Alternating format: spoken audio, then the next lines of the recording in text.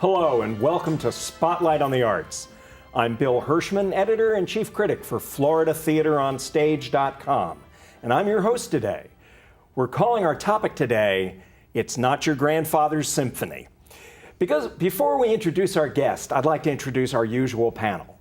We have Iris Acker, veteran actress and our producer, Karen Stevens, who is also an actress and a writer, and Michael McKeever, actor, playwright, designer, and several other categories. But we are really honored today to have our special guest, Sabrina Alfonso, who is music director and conductor for the South Florida Symphony. Thank you for coming, making time to see us. How are you doing? Thank you. I'm doing very well. Thank you very much. So the South Florida Symphony has been here in South Florida for how long? Can you tell us a little about the company itself? The South Florida Symphony was originally the Key West Symphony, and we started in Key West in 1998, the end of 1998. In 2009, we wanted to expand the orchestra, and we had been looking at South Florida. And to be honest, Fort Lauderdale was sort of a place I wanted to come because I had some family here, so it was more familiar. So I started here in Fort Lauderdale. I came up and met with several people. And by December 2009, we did our first concert at the Amaturo at the Broward Center. We did Stravinsky's Rite of Spring. We did the Barber Violin Concerto with Cho Lang Lin. And we did a Wagner piece. And so that's how we sort of opened with a 100-piece orchestra doing the Rite of Spring. How did you 100-piece orchestra? Yeah. It's overwhelming when I think of it. How did you gather that many musicians? We already had we had the musicians. I conducted for years in Maryland and had several orchestras and had an opera company. So when I thought about doing an orchestra in Key West, I actually had family, grandparents, parents even that never saw what I did. Ooh. And as a child there, we didn't have classical music. And we had good band programs, good chorus programs, but we didn't have that exposure. And so I just thought, okay, I'm going to somehow put something together in Key West 3 or 4 times a year. I go home and visit family 3 or 4 times a year anyway. Might as well bring my music. And it was the year that Georges hit. And it hit like the beginning of October. And so I was down there in the summer and trying to recruit, getting a board together, recruiting people, getting a season together. Georges hit, and so I never left. George the Hurricane. The Hurricane, I'm sorry, George. That's true, yes, that's quite a while ago. That's all right. The Hurricane. And I was actually downtown on Duval Street. They had a gym in one of the little malls there, and I called from a payphone, because we really didn't do cell phones. I called my job up in Maryland, 2 of them actually, and said I wasn't coming back, and to hire my assistant conductor, of which she to this day still holds those 2 orchestra positions. So I just realized that if I was going to really start it, I needed to stay because the hurricane sort of pushed things back. But by December, we had a season, with a few weeks worth of concerts in Key West. I have to say, oddly enough, I was on Key West when Georges hit that year. And I remember the island pretty much shut down. So I don't know, I couldn't get off the island fast enough. But it's wonderful that you had the tenacity to stay and to build this. Well, I have family there, so I helped them clean up. But the funny thing is, Elena Spotswood, who was our founding president, I would call her every other day. Elena, can we get the board together yet? Sabrina, let them clean up. Okay. And so every other day I would call her, and finally after about 2-3 weeks she said, okay, we can get started. Because we had to let people take care of the situation. So how have things changed since you moved to Broward? How does the symphony itself changed? Well, we perform in now 3 to 4 venues, different venues. So this year we perform in Broward. Our offices are in Broward. We're very close to the Broward Center. We perform in Broward at the Amaturo. We perform at FAU, which is our first year there, it's a full season, and we're performing in Key West.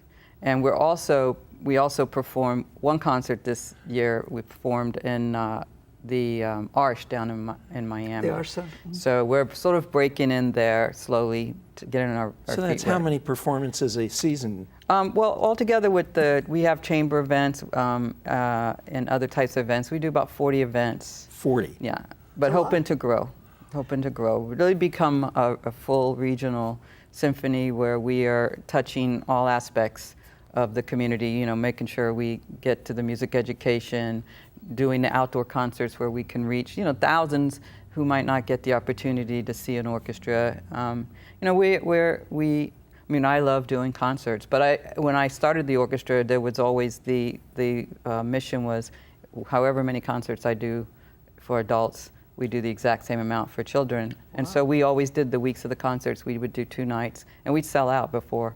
In Key West, you know, that's pretty amazing. But I always did 2 concerts for the children, and so by the end of the season, I had gotten all of the in the keys, the lower keys, mostly marathon down, all of the elementary kids. How does the programming change between or differ between the adult concerts and the children's? Well, that's a very good question, and actually, I'm very proud to say that we've sort of done a better job now.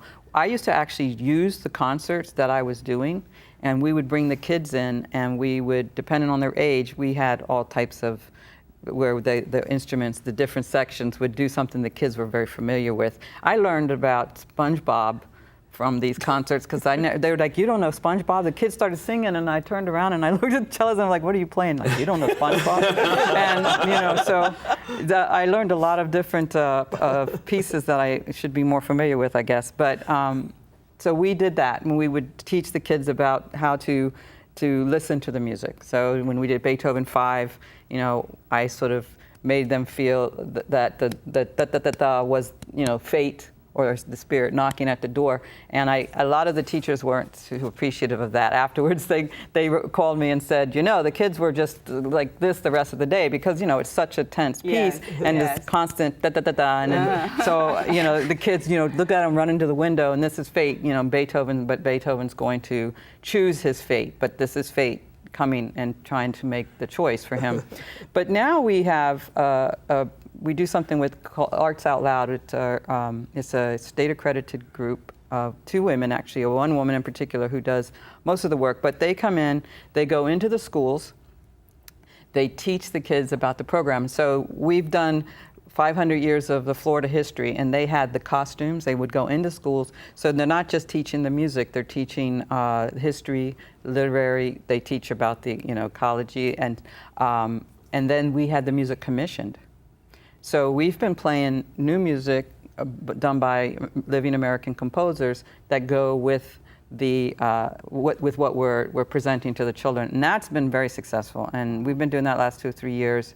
And this year we're working with the Wyland Foundation, and we're doing about, you know, the ocean, and they're involved, and they're going to be giving us videos to show the children. So that's all actually in the works, and it's being written. Certain pieces are being written. We'll use certain pieces that, you know, that are in script with what we're going to be presenting the children. I started learning violin in 5th grade until when I was 10 years old in elementary school. Are they still teaching music? Are kids still learning to play instruments in school? I would say not as much in the elementary. But one of the things I will say about the Broward area is there are some youth orchestras and string orchestras where the children are getting the opportunity. But it is always best if it could be part of the curriculum. And certainly, some schools that have the ability to have the money, and there's certainly the schools that don't. And, you know, we do target those schools of bringing them to the concerts or going to them. This year, we're actually going to be going to some of the schools because they can't come out. So, you know, that's what right now the Not with office is 100 working. pieces. Well, we won't take 100 pieces, no. But we do take about 60, 65 That's players. wonderful. Yeah, Wow. And as a woman, Sabrina, and the only one here in South Florida, with the many orchestras we have, well, we do have several, do you find it a hardship? Are they making it easy for you, difficult for you? I think that now it's not so big a deal. I mean, I'm not saying that they're still not discrimination, but not here. I don't feel that here. And I didn't feel it when I started the orchestras, actually, but I do feel that as you go up in the world with the orchestras, that there's still a ceiling. And now with orchestras not doing as well, the tendency is to go to the old school model, school, sure. yeah, and find someone that's already known and that's. But why conduct? There was a picture that I'm 1 year old or going to be 1 year old. It's Christmas and I'm sitting at this tiny piano, and I have one hand here and I have one hand like that, and everyone says I still do that. When I'm doing it. And I was always going to be in music. 7th grade, I had a band teacher, Martha Stock, who she inspired me, and I just realized, okay, that's what I'm going to do. I'm going to be a conductor. But I didn't know about orchestra conducting, and I had the opportunity. I lived in Italy in 9th grade for a year, and I sort of got exposed to other things. Our school was on some sort of tour, and I got lost from them. So I walked up to this theater, walked these stairs, and I walked in the theater, and I was able to just go right into where the performance was happening, and all I see on stage is this woman laying down, and there's the muff rolling down the stage, and it's La Boheme, and Mimi's dying, and the whole audience is just bawling. I mean, bawling. This is the middle of the day in Napoli. I was in Naples, and I just realized, well, there's more to music. So what did you do to pursue that? Where did you study? How did you develop the expertise? Well, I started taking lessons. I realized that as a conductor, I actually started taking piano lessons. I was a horn player. So I went to a university for horn performance, but continued. I took conducting throughout my whole undergraduate, and I went to Peabody, and I was putting together these big orchestras because you had to do for your doctorate. You had to do 3 professional concerts, and you had to actually do 3 at the school. And one of those years, the Baltimore Symphony was on strike, so I called all the Baltimore Symphony people. I used one of their players as a soloist and asked them if they wanted to play. And of course, I did actually the Rite of Spring, and they were all dying to play because they were on strike and they wanted to do something with a lot of meat. So I started doing performances like that, and actually got my first job while I was still in Peabody, because someone saw me and called someone and said, you have to hire this person. She can put together amazing orchestras. And that's sort of how I got started. And is there a job track like that? I mean, do you start off as an assistant conductor, or? That probably would have been the easier way to go. No. It just started that way, and that's what actually I helped put together a small opera company in Annapolis, and I helped build another orchestra in Frederick, Maryland, and it sort of just became known to help do something like that, either build one up or start one. And so I kind of got the experience and realized, well, I can do that in Key West. I'm just going to have to bring everybody down with me. And that's sort of what happened. Are you at the Tennessee Williams Fine Arts Center? We are. I was going to ask, where do you perform down In Tennessee Williams, yeah. How big is the symphony? How many members do you have?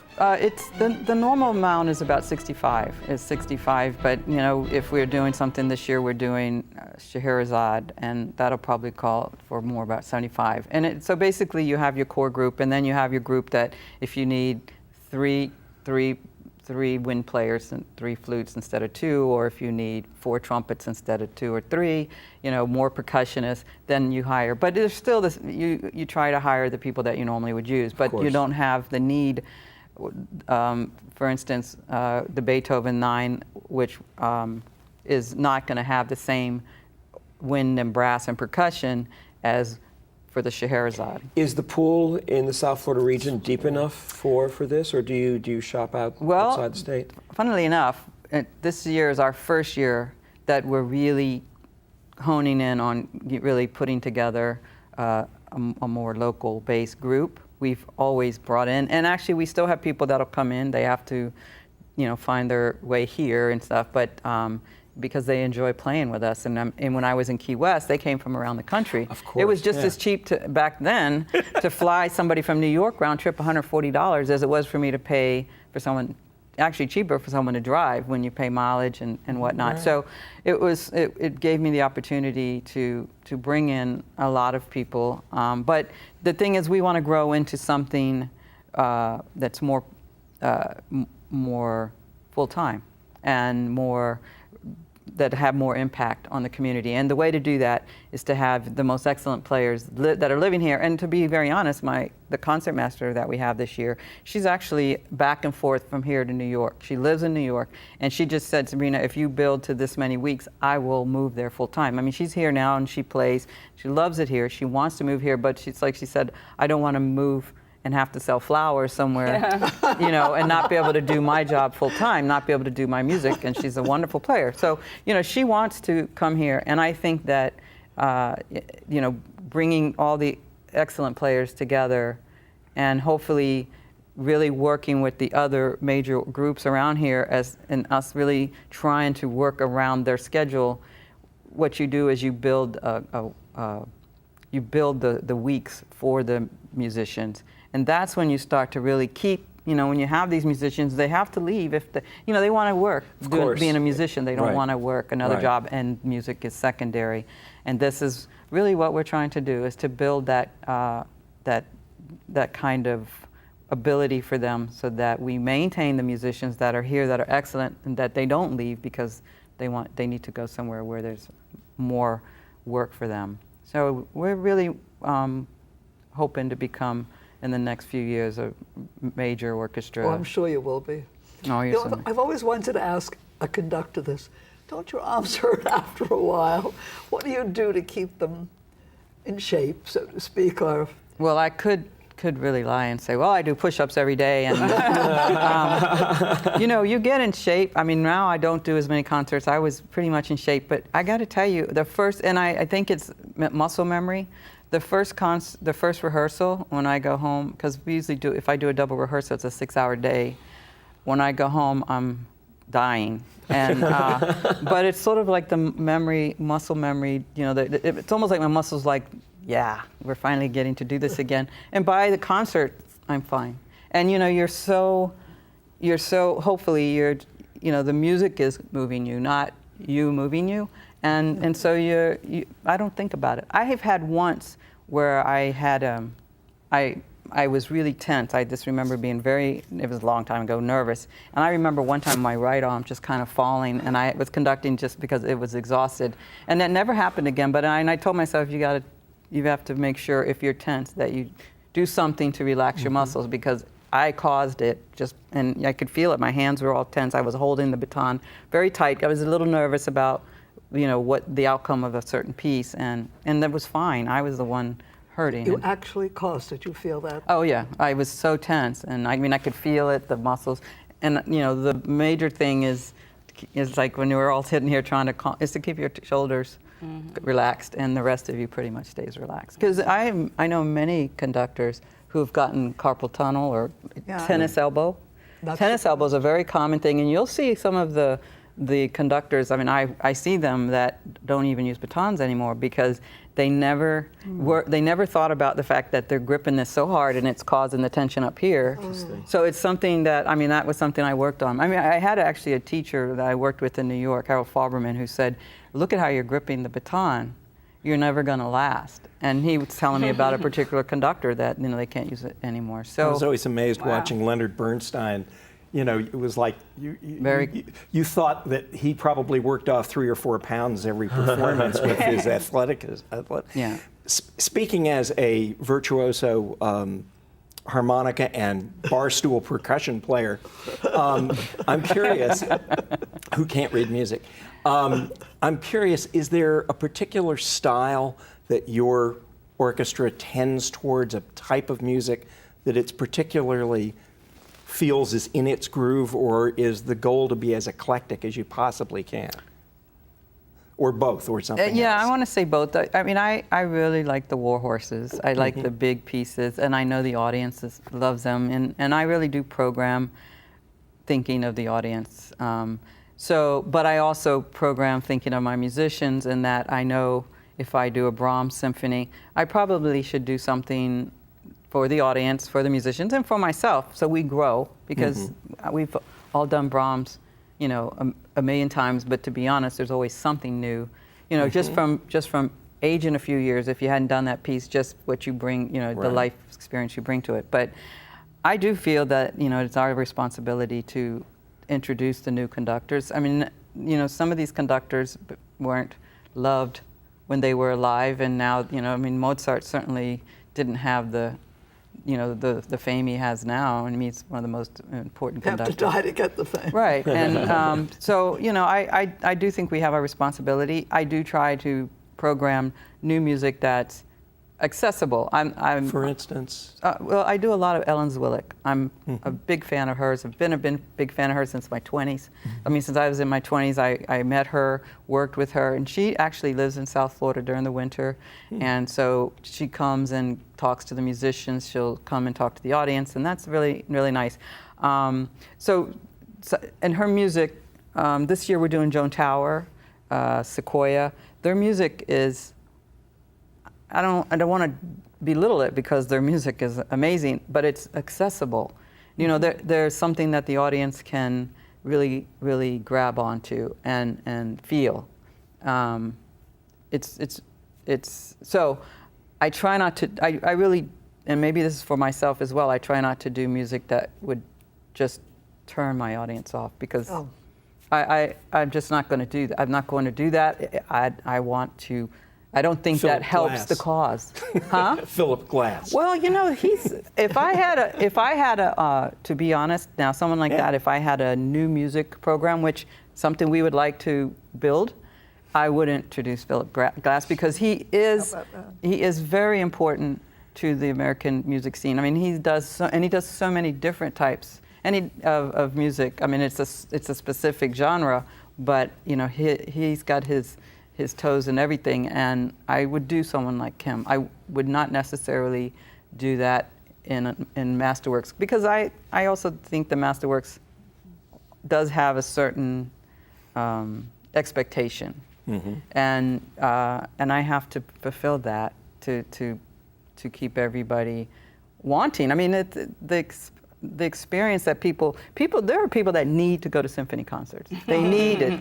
They live for it. They love it, and they want the experience. You know, what some people might experience in theater or in movies, you get that, and you get it with, you know, up to 100 people or more on the stage doing it, and it's making this sound, and you're experiencing, you know, from here to here an emotion. It's the whole gambit, and I think that it's life enhancing, and it's the greatest. It's sort of like ballet. It's the greatest dance ever performed. Classical music in all its genres is the greatest music ever written. And it's not because it's Western music, but it's because it's intellectually the highest form.